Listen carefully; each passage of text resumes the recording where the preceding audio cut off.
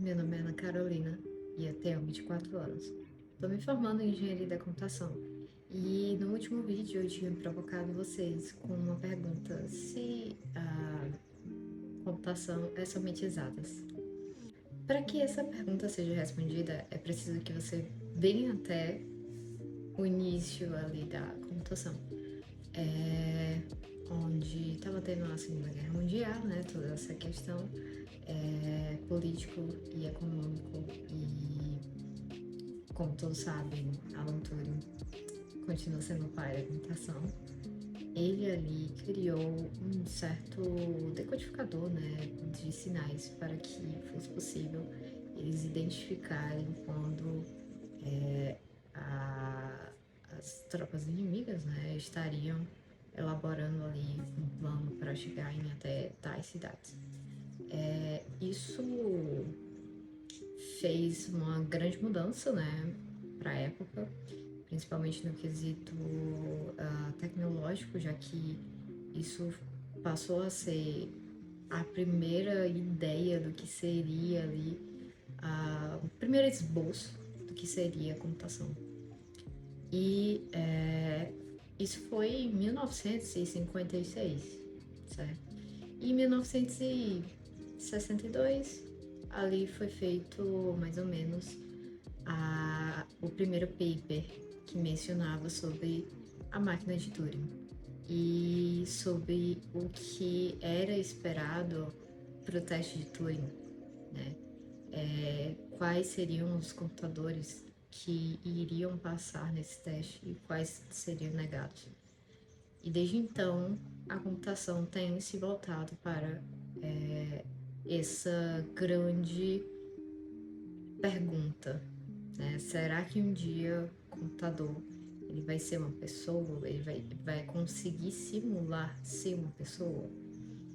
E hoje a gente consegue ter o ChatGPT, a gente consegue ter a escrita, né, humana de uma forma quase real, né, no caso, porque existem outras ferramentas,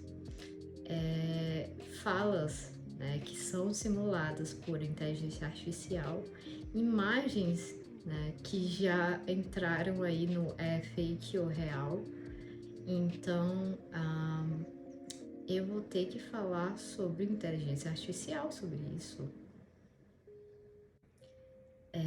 Vocês podem achar que a computação ela tem somente uma base matemática, né? Principalmente por causa de papers mais relevantes no qual dizem sobre estatística, um pouco mais de matemática aplicada, enfim. No caso, eu vou ter que desfazer um pouco a ideia de vocês e dizer que é muito mais do que isso. Inicialmente, né, uma das primeiras questões, um dos primeiros papers aí que relatam da inteligência artificial, do surgimento dela, ela tem pelo menos 5 tópicos aí, fora a computação, né? O próprio estudo em si. A primeira delas, a neurociência. A neurociência, ela se correlaciona muito intrinsecamente com a inteligência artificial, porque a ideia de que a gente deveria simular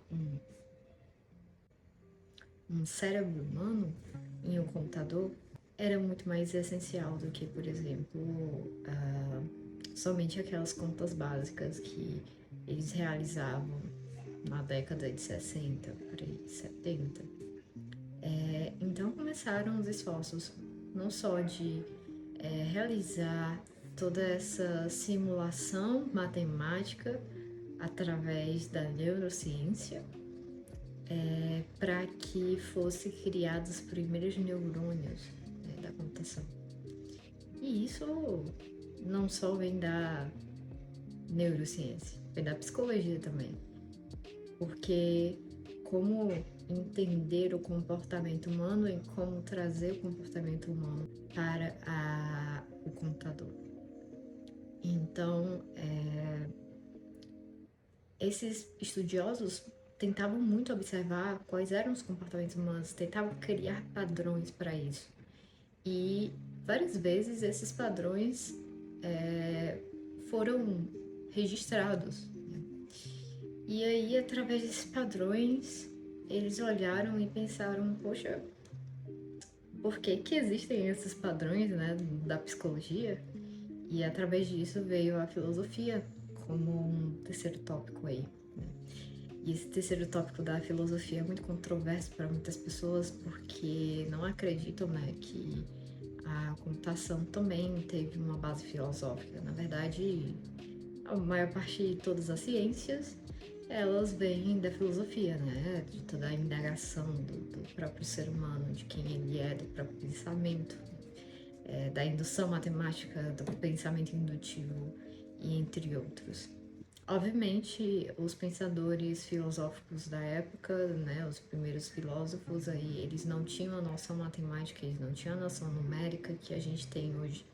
Então, eles tinham ali a essência do questionamento. E apesar, né, de todos esses anos, ainda existe a essência do questionamento como sendo a parte principal, né? E aí é do curso de filosofia mesmo. Mas depois dessa virada de chave, começaram a se criar números, começaram a se criar ideias de como representar esses pensamentos em números e a economia por último, né? A economia, ela veio para ser uma virada de chave ali na inteligência artificial, para ser como se fosse como maximizar, como otimizar, como melhorar, como diminuir o erro, como diminuir custos, como diminuir tais, enfim, inúmeros questionamentos. E, obviamente, eles tentaram utilizar-se desse pensamento econômico, né, da economia, para que fosse possível toda essa elaboração do autômato. E como o autômato se comporta, né? Ele tem um estado, ele tem uma condição na qual precisa ser satisfeita para ele mudar de estado. E esses autômatos, eles são basicamente uma das primeiras ideias aí sobre a inteligência artificial. Pode ser muito complexo por enquanto, mas eu garanto que eu posso solucionar quaisquer dúvidas durante todo o desenvolvimento desses vídeos no qual eu estou gravando. E eu encerro aqui a primeira parte do vídeo de resposta a se a computação é somente exatas. Eu agradeço que tenha assistido até aqui e até a próxima.